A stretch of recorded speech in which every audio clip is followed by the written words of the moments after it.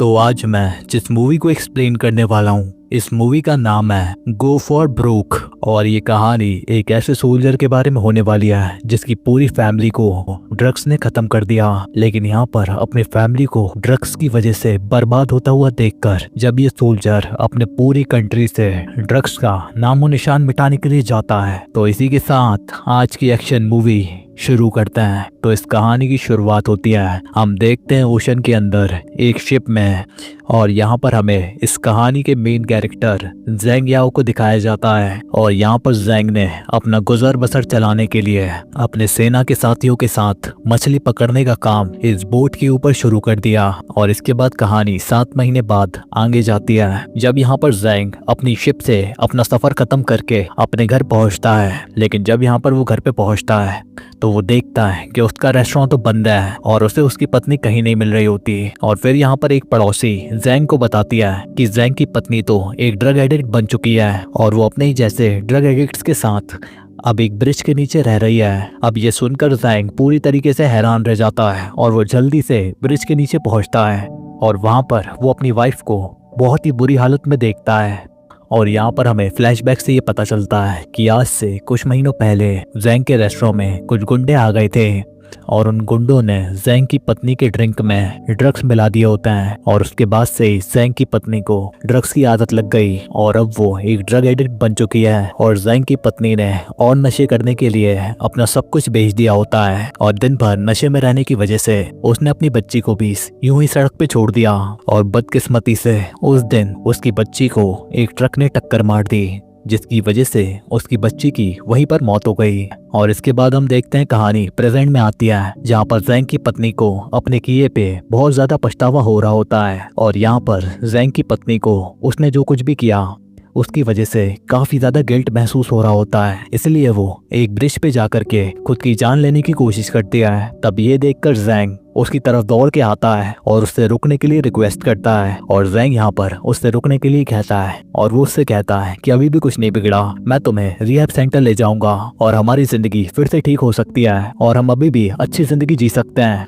लेकिन यहाँ पर उसकी पत्नी जानती थी कि उसकी बच्ची तो अब वापस लौट कर नहीं आने वाली, इसलिए यहाँ पर ज़ेंग की पत्नी निराश होकर ब्रिज से कूद जाती है और इसी के साथ उसकी यहाँ पर जान चली जाती है, जिससे यहाँ पर ज़ेंग को बहुत ही बड़ा झटका लग जाता है। और इसके बाद कहानी 2 साल आगे जाती है, जहाँ पर हम देखते हैं एक टाइसू नाम का पुलिस ऑफिसर एक ड्रग तस्करी की जगह पर जाकर रेड डाल देता है और वो यहाँ पर काफी बड़ी अमाउंट में काफी सारा ड्रग्स जब्त करता है और वो कई सारे ड्रग सेलर्स को भी पकड़ लेता है। लेकिन तभी यहाँ पर कार में से एक आदमी आता है और वो यहाँ पर सभी ड्रग्स के पैकेट वापस लेता है और वो टाइसू से कहता है कि तुम्हारी रेड के लिए 2 पैकेट ही काफी हैं सबूत के तौर पर, और बाकी सारे पैकेट शहर के सबसे बड़े ड्रग माफिया हमारे बॉस ली डोंग के पास जाएंगे। और ये सुनने के बाद यहाँ पर टाइसू के पास भी कोई चारा नहीं होता, उसे वो पैकेट उन लोगों को देने ही पड़ते हैं। और इसके बाद हमें ली डोंग से मिलवाया जाता है, जो कि एक जानलेवा बीमारी से गुजर रहा होता है। और यहाँ पर उसका राइट हैंड पार्क उससे मिलने के लिए आता है और वो ली डोंग को उसके एक नाजायज बेटे जोंग के बारे में बताता है। और पार्क यहाँ पर बताता है कि तुम्हारा नाजायज बेटा अभी फिलीपींस की एक खतरनाक जेल में कैद है और वो वहाँ का एक खतरनाक अपराधी है। और जोंग की माँ की मौत के बाद जोंग सड़कों पे अकेला पला बढ़ा और वो तब से गैंगस्टरगिरी में उतर गया और अब वो एक बहुत बड़ा अपराधी बन चुका था।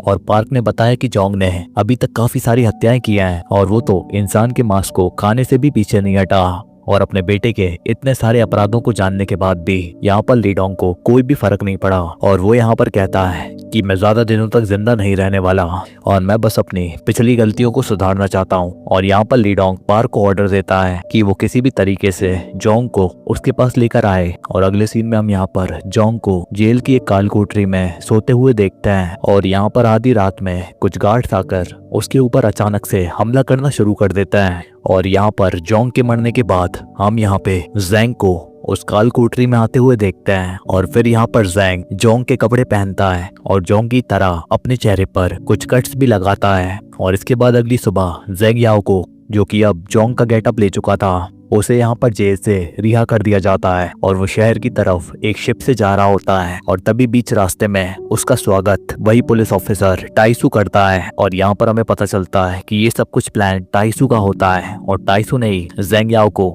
जोंग का गेटअप रखने के लिए कहा होता है ताकि वो ली डोंग और उसके पूरे एम्पायर को खत्म कर सके। और यहाँ पर ज़ेंग याओ भी अपनी पत्नी और अपनी बच्ची के साथ जो कुछ भी हुआ है उस सबका बदला लेना चाहता है, जिनकी जिंदगी इस ड्रग्स की वजह से बर्बाद हुई है। और क्योंकि यहाँ पर टाइसू को भी पता होता है कि उसके सारे सीनियर्स ली डोंग से पैसे खाता है और सभी के सभी करप्ट हैं, इसलिए उसने ली डोंग के एम्पायर को मिटाने के लिए ऐसा प्लान बनाया होता है। और इसलिए टाइसू ने ज़ेंग याओ को जोंग का भेस बदलकर ली डोंग के पास जाने को कहा होता है ताकि ज़ेंग जोंग बनकर ली डोंग का विश्वास जीत सके और उसके पूरे एम्पायर को खत्म कर सके। और इसके बाद हम ली डोंग को पुलिस कमिश्नर टाई पाई के साथ देखते हैं और यहाँ पर ये लोग जोंग के बारे में बात करते हैं और वो उसकी वापसी के बारे में बातें कर रहे होते हैं। और तभी हम देखते हैं कि टाइसू घर आता है और हमें पता चलता है कि वो कमिश्नर का भतीजा है और वो यहाँ पर अपने चाचा की पत्नी लिजी से मिलता है जो कि उसे इस मीटिंग के बारे में बताती है। और यहाँ पर टाइसू उसके शरीर के ऊपर चोटों के निशान देखता है और वो उससे पूछता है क्या मेरे चाचा ने तुम्हें फिर से मारा। हालांकि लिजी ऐसा कुछ भी नहीं हुआ ये कहकर उससे मना करती है, लेकिन ये सुनकर टाइसू को काफी बुरा लगता है और ये साफ होता है कि उसके मन में लिजी के लिए प्यार होता है। और इसके कुछ समय बाद ज़ेंग याओ घर पे आता है और वो बिल्कुल पागलों की तरह बर्ताव करता है और उसे यहाँ पर किसी भी बात का डर नहीं होता। और वो यहाँ पर पार्क के एक आदमी से भी उलझ जाता है और वो यहाँ पर उसे काफी बुरी तरीके से पीटता है। और यहाँ पर चिल्ला चोट होते हुए देखकर ली डोंग वहाँ पर आता है और उससे रुकने के लिए कहता है। और ली डोंग यहाँ पर इतने लंबे समय में अपने बेटे को देखकर काफी ज्यादा खुश होता है और वो यहाँ पर काफी ज्यादा भावुक हो जाता है और वो ज़ेंग को गले से लगा लेता है। और हालांकि इतने इमोशनल होने के बाद भी ली डोंग एक बार फिर से कंफर्म करना चाहता है कि ये सच में उसी का बेटा तो है और इसलिए उसने गले मिलते वक्त एक कपड़े में ज़ेंग याओ का थोड़ा सा खून ले लिया होता है और वो उस खून को डीएनए टेस्ट के लिए भेजता है। और यहाँ पर रात को ली डोंग जोंग के वापस आने की खुशी में काफी बड़ी पार्टी ऑर्गेनाइज करता है और यहाँ पर पार्टी में ली डोंग को जोंग की डीएनए रिपोर्ट मिलती है जो कि असल में एक नकली रिपोर्ट होती है। और जाहिर सी बात है कि ये सब कुछ तो टाइसू और ज़ेंग ने ही किया होता है और उस डीएनए रिपोर्ट से फाइनली ली डोंग को शांति मिलती है कि असल में ज़ेंग याओ ही उसका असली बेटा है। और इसके बाद ली डोंग स्टेज के ऊपर जाता है और सभी को अपने लंबे समय से खोए हुए बेटे जोंग से मिलवाता है और वो यहाँ पर उसे अपनी एक गोल्ड की चेन भी देता है और वो चेन लोगों को दिखा रही होती है कि उसके जाने के बाद उसके पूरे एम्पायर का वारिस जोंग ही होगा। और इसके अगले दिन जोंग पूरी तरीके से काम में लग जाता है और वो ली डोंग के बिजनेस को संभालने लगता है और वो सबसे पहले एक बेक नाम के एक ड्रग डीलर का पता लगाने की कोशिश करता है जिसने कि कुछ हफ्ते पहले उनके बैग से चोरी की थी। और जोंग यहाँ पर अपने आदमियों को लेकर एक खंडर की बिल्डिंग में घुस जाता है और यहाँ पर भी दूसरी गैंग के कई और गुंडे मौजूद होते हैं और आखिरकार जोंग उनके लीडर बेक से मिलता है। लेकिन इससे पहले कि वो कुछ कर पाता बेक के गुंडे उसके ऊपर हमला कर देता है, लेकिन क्योंकि ज़ेंग याओ भी पहले आर्मी में था तो वो अकेले ही उन सब से निपट लेता है। और फिर वो यहाँ पर बेक को बेरहमी से पीटता है और वो यहाँ पर उसे गोली मारने वाला होता है। और यहाँ पर जब उसकी जान पे बन आती है तो तब यहाँ पर बेक जोंग से माफी मांगता है और वो उससे कहता है कि मैं तुम्हारे लिए कुछ भी करने को तैयार हूँ, बस मुझे जाने दो। और इसके कुछ ही देर बाद जोंग घर पे वापस आता है और वो अपने साथ बेक को भी लाया होता है और यहाँ पर बेक चोरी के सारे सामान को वापस कर देता है। और ये देखकर बूढ़ा ली डोंग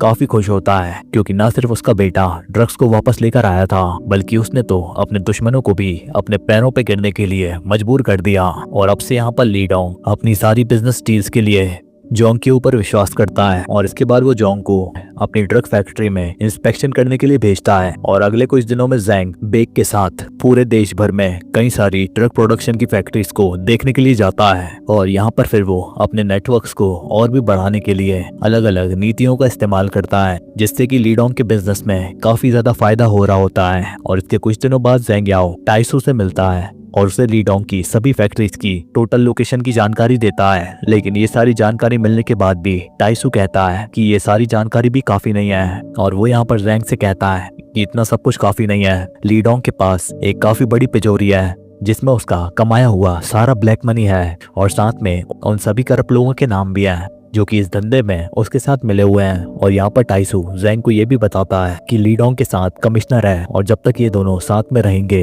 ली डोंग का बिजनेस चलता रहेगा। और यहाँ पर टाइसू जैंग को जबरदस्ती अपने चाचा कमिश्नर से भिड़ने के लिए कहता है ताकि ली डोंग और कमिश्नर के बीच में दुश्मनी बढ़ जाए। और इसके बाद शाम को जोंग कमिश्नर के साथ डिनर करने के लिए मिलता है और वो यहाँ पर कमिश्नर से कहता है कि अब से तुम्हें 40% से हटाकर सिर्फ 10% प्रॉफिट ही मिलेगा। अब ये सुनकर यहाँ पर कमिश्नर को जोंग के ऊपर गुस्सा आता है और वो यहाँ पर जोंग को समझाने की कोशिश करता है कि उसके बिना उसका बिजनेस इस पूरे शहर में नहीं चलने वाला। और यहाँ पर कमिश्नर कहता है कि मैं तुम्हारी बात को नहीं सुनने वाला, मैं सिर्फ ली डोंग की बात को मान सकता हूँ। तब ये सुनकर यहाँ पर जोंग कमिश्नर को एक वीडियो दिखाता है जिस वीडियो में कमिश्नर किसी को जान से मार रहा होता है। और यहाँ पर जोंग उस वीडियो को पब्लिक करने की धमकी देता है, लेकिन इससे पहले कि वो ये करता पुलिस कमिश्नर उसे अरेस्ट करके जेल में बंद करवा देता है। लेकिन इसके बाद शाम को बेक और उसके आदमी पुलिस स्टेशन पे पहुंचते हैं और वहां पर हमला बोल देता है। अब इस बीच यहाँ पर जब कमिश्नर को ये खबर मिलती है तो वो काफी ज्यादा बौखला जाता है और वो तुरंत ही यहाँ पर ली डोंग को उसके बेटे की हरकतों के बारे में बताता है, जिस वजह से इन दोनों के बीच में बहस शुरू हो जाती है। और बदकिस्मती से ये बहस ली डोंग को इतनी भारी पड़ती है कि वो यहाँ पर काफी ज्यादा बीमार हो जाता है। और इधर हम देखते हैं कि कमिश्नर की कार अचानक से एक ब्लास्ट की चपेट में आ जाती है, जिससे कि कार डिसबैलेंस हो जाती है और एक नाले में जाकर गिर जाती है। और इसके दूसरी तरफ टाइसू आकर के जैंग याओ को जेल से छुड़ाता है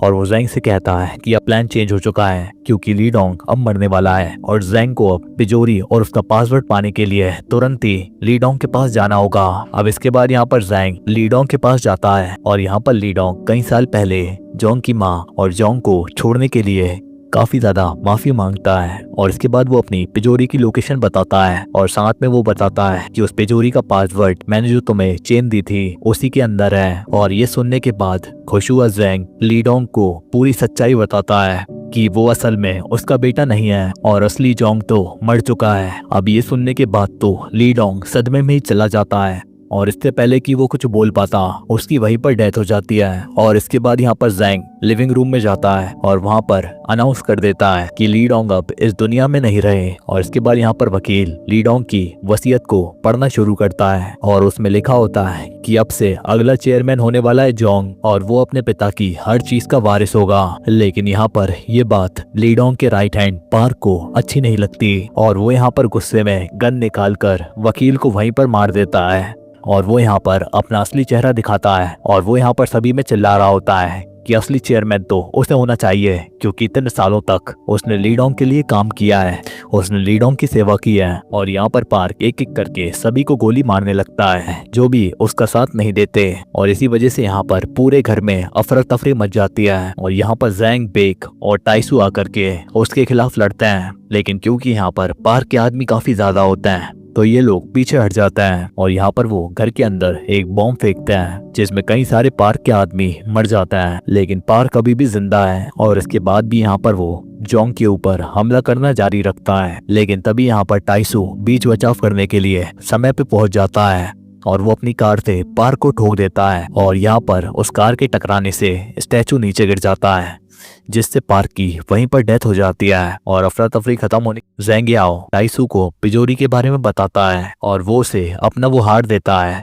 जिसमें वो पासवर्ड डला है। लेकिन जैसे ही जैंग ये करता है पीछे से बेक आकर के उसके सर पे बंदूक तान देता है और अचानक से यहाँ पर टाइसू के भी हाव भाव पूरी तरीके से बदल जाता है। और इसके बाद हमें पता चलता है कि टाइसू कोई ईमानदार पुलिस वाला नहीं है बल्कि वो भी एक बदमाश पुलिस वाला है और वो शुरू से ही ली डोंग के पूरे एम्पायर को कब्जे में करने के लिए ये पूरी साजिश रच रहा होता है। और कई सालों तक मेहनत करने के बाद उसे एक मौका मिला जब ली डोंग ने अपने बेटे को खोजने की कोशिश की और उसने इस काम के लिए जैंग को चुना क्योंकि जैंग पहले एक बेहतरीन सोल्जर था और उसका पूरा परिवार भी ड्रग्स की चपेट में आकर बर्बाद हो चुका था। और फिर यहाँ पर टाइसू ने पूरी सत्ता पाने के लिए एक प्लान बनाया और उसके प्लान में बेक भी शामिल होता है। और हालांकि टाइसू तुरंत ही जोंग को नहीं मारता क्योंकि अभी भी उसे जोंग से एक काम होता है और वो यहाँ पर कहता है कि मैंने आज जाकर के अपने चाचा कमिश्नर की हत्या कर दी और वहाँ पर मैंने तुम्हारे फिंगरप्रिंट्स के निशान लगा दिए और आज यहाँ पर मैं तुम्हें पकड़कर पूरी दुनिया के सामने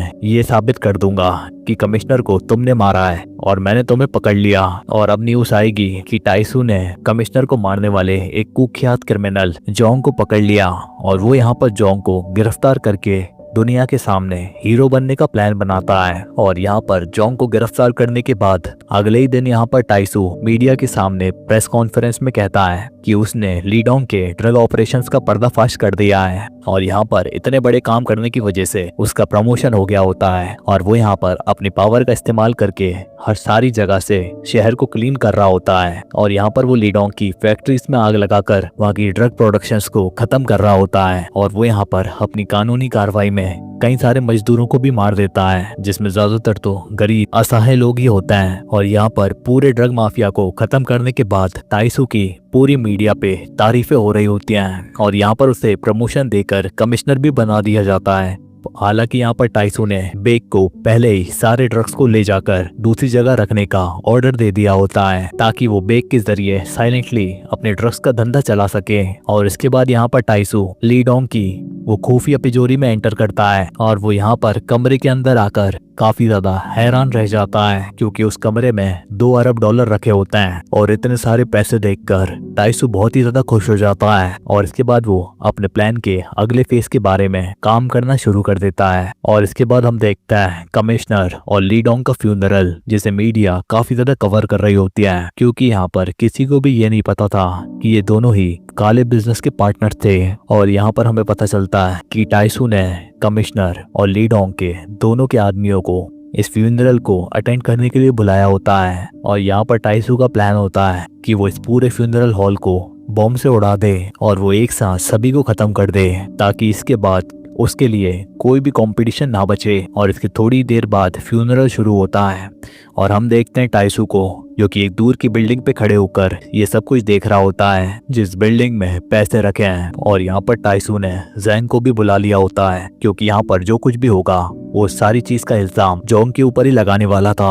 और इसके बाद हम देखते हैं कि फ्यूनरल में लिजी मंच के ऊपर आती है और वो यहाँ पर आए हुए सभी मेहमानों का स्वागत करती है। और इसके बाद वो अपने पीछे से एक पर्दा हटाती है और उस पर्दे के पीछे ढेर सारे ड्रग्स रखे होते हैं और कई सारी फोटोज भी लगी होती हैं उन सभी लोगों की जिनकी जान इस ड्रग्स की वजह से गई है। और ये सब देखकर सभी के सभी लोग हैरान रह जाते हैं। और तभी यहाँ पर लिजी जल्दी से बाहर निकलकर गेट को बाहर से लॉक कर देती है जिससे सभी के सभी लोग हॉल में फंस जाते हैं। और इसके बाद वो बाहर बेक से मिलती है और दोनों ही इमोशनल होकर एक दूसरे के गले लगते हैं। और इसके कुछ ही देर बाद टाइसू बॉम्ब को ब्लास्ट कर देता है जिससे कि फ्यूनरल में मौजूद सभी के सभी लोग मारे जाते हैं। लेकिन साथ ही में जिस बिल्डिंग के वॉल्ट में पैसे रखे होते हैं वो भी ब्लास्ट हो जाता है जिसके की अंदर $2 अरब रखे थे। और ये सब देखकर टाइसू बहुत ही ज्यादा शौक में आ जाता है और वो यहाँ पर गुस्से में आकर ये समझ जाता है कि ये सब कुछ ज़ैंग याओ की करतूत है। और इसके बाद हमें एक फ्लैशबैक दिखाया जाता है जहाँ पर हमें पता चलता है कि लिजी एक ईमानदार पुलिस ऑफिसर की बेटी थी और उसके पिता ने ड्रग्स के खिलाफ लड़ते हुए अपनी जान गंवा दी थी। और लिजी एक रिहैब में डॉक्टर के लिहाज पे काम करती थी और वहाँ पर उसकी मुलाकात बेक की छोटी बहन से हुई जो कि ड्रग्स की लत से जूझ रही होती है। और यहाँ पर लिजी ने बेक की छोटी बहन की ड्रग्स से लड़ने में पूरी मदद की जिसके बाद बेक की बहन ड्रग एडिक्शन से बाहर आ गई। लेकिन बदकिस्मती से उसकी रिकवरी ज्यादा दिनों तक नहीं चली और वो जल्दी ड्रग्स की गिरफ्त में फिर से आ गई। और आखिर में बेक की छोटी बहन ने खुदकुशी कर ली। और वहीं लिजी के पिता को भी लीडोंग की गैंग ने मार दिया था क्योंकि वो उनके बिजनेस में दखल दे रहे होते हैं। और यहीं से लिजी की मुलाकात बेक से एक बार फिर हुई क्योंकि वो भी अपनी बहन के लिए शोक मना रहा होता है। और यहाँ पर ड्रग्स की चपेट में आए हुए परिवार काफी खराब हालत में रह रहे होते हैं। और एक दिन तो कुछ ड्रग डीलर्स उस जगह पे हमला भी कर देते हैं और उन नशेड़ियों से वो मार पीट कर पैसे छीन रहे होते हैं। तब यहाँ पर लिजी और बेक उन्हें रोकने की कोशिश करते हैं लेकिन वो गैंगस्टर्स उनके ऊपर भी भारी पड़ जाता है। और जब सब कुछ हाथ से निकलता हुआ दिख रहा होता है तभी वहाँ पर ज़ैंग याओ आता है और वो उन ड्रग डीलर्स को बुरी तरीके से पीट कर भगाता है। और इस घटना के बाद तीनों ने अपनी कहानी एक दूसरे को सुनाई और तीनों ने ही अपने बदले लेने की ठान ली। और उन्होंने सोच लिया कि जिन लोगों ने इतने सारे परिवारों को खत्म होने पे मजबूर किया था वो अब उन्हें खत्म कर देंगे। और इसके बाद यहाँ पर लिजी ने सबसे पहले कमिश्नर को जाके फंसाया और कमिश्नर से अंदर की जानकारी हासिल की। और इसके बाद फिर उसने टाइसू के ऊपर ध्यान दिया क्योंकि लिजी जानती थी कि टाइसू को अपने चाचा कमिश्नर से काफी नफरत है। और इसके बाद बेक ने एक ड्रग डीलर का भेष बदला और जानबूझकर एक ड्रग डीलर के तौर पे काम किया। और वो जानबूझकर टाइसू के सामने एक ड्रग रेड में पकड़ा गया। और इसके बाद ज़ैंग ने एंट्री ली जब यहाँ पर ज़ैंग को पता चला कि टाइसू जोंग का भेष लेने के लिए किसी को खोज रहा है। और इस तरीके से जानबूझकर तीनों ने ही टाइसू के मोहरे बनने का ढोंग किया, लेकिन उनके अपने मकसद थे। और अब ये पूरा प्लान जानने के बाद टाइसू ज़ैंग के प्लान की तारीफ करता है, लेकिन वो अपनी शैतानी शक्ल से कहता है लेकिन इस सब से भी तुम मुझे अगला ड्रग लॉर्ड बनने से नहीं रोक सकते। और तुरंत ही यहाँ पर टाइसू अपने आदमियों से लिजी और बेक को मारने के ऑर्डर देता है, जिस वजह से यहाँ पर उन्हें कई गोलियां लगती हैं। लेकिन मरने से पहले यहाँ पर लिजी अपने हाथ पे लगे हुए एक बॉम्ब को एक्टिवेट कर देती है, जिससे कि वो अपने साथ टाइसू के सभी आदमियों को मार देती है। और इसके बाद यहाँ पर गुस्से में टाइसू ज़ैंग याओ को गोली मारता है और उसे बिल्डिंग से नीचे फेंक देता है। और ये सब करने के बाद टाइसू जश्न मनाने के लिए जाने लगता है, ये सोचकर कि आखिरकार वो जीत गया। लेकिन थोड़ी देर बाद वो ये देखकर हैरान रह जाता है कि एक कैमरा दूर से उसकी रिकॉर्डिंग कर रहा होता है। और फिर यहाँ पर उसे पता चलता है कि टाइसू ने जो कुछ भी किया वो सब कुछ यहाँ पर टीवी के ऊपर लाइव दिख रहा होता है। और ये सब कुछ ज़ैंग के दोस्तों की ही प्लानिंग होती है। अब ये पूरी घटना को लाइव देखने के बाद सेंट्रल पुलिस के सोल्जर्स आकर के गिरफ्तार करने के लिए आ जाती है। लेकिन यहाँ पर टाइसू जब होशियारी करने की कोशिश करता है तो तब यहाँ पर सेंट्रल पुलिस उसे डायरेक्ट शूट आउट कर देती है। और कहानी का दी एंड तब होता है जब सरकार ब्रिज के नीचे रह रहे ड्रग एडिक्ट्स के ऊपर ध्यान देती है और उनकी मदद करने की ठानती है। और इसी के साथ ये कहानी यहीं पर खत्म हो जाती है। तो कैसी लगी ये कहानी कमेंट में जरूर बताना। मैं मिलता हूँ आपसे एक और नई कहानी के साथ, तब तक के लिए goodbye, bye bye, ta-ta, sign.